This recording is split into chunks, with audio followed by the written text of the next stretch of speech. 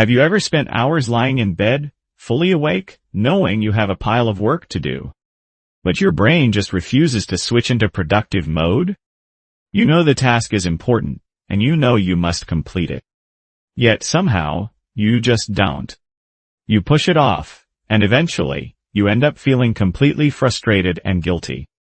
Many people mistake this for simple laziness or a lack of time management skills.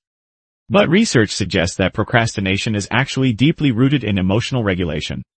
It is not a medical disease, but rather an unhealthy pattern of behavior where we consciously choose to avoid a task, even though we are aware of the negative consequences. To understand why this happens, imagine your brain as a ship with two distinct passengers.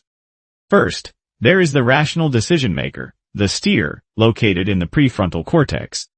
This part of your brain handles logic, planning, and long-term goals. But standing right next to it is the instant gratification monkey, representing the limbic system. This part of your brain is emotional and craves immediate fun.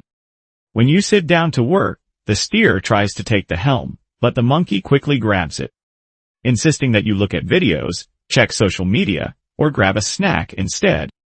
The monkey doesn't care about your future. It only cares about feeling good in the present moment.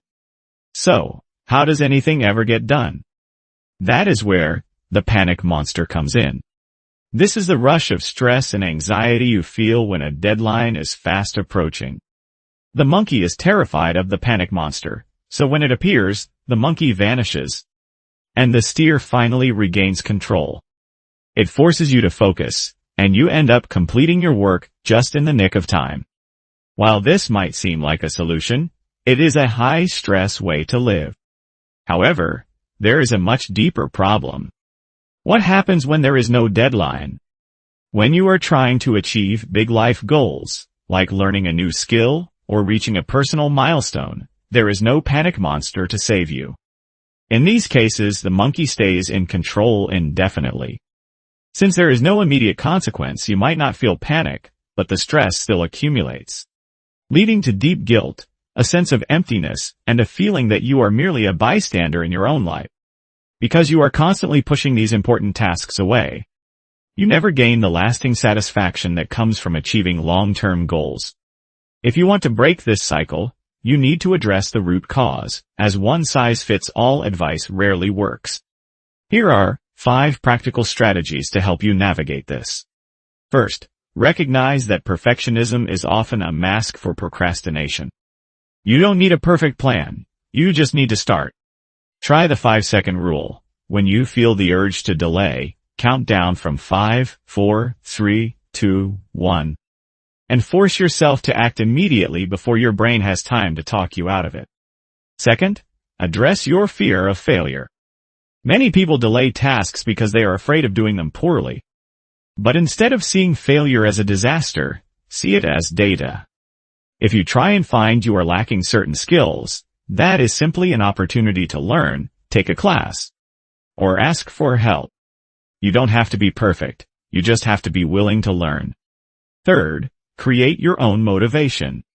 Procrastination often stems from a lack of meaning. If a task feels pointless, you must give it one.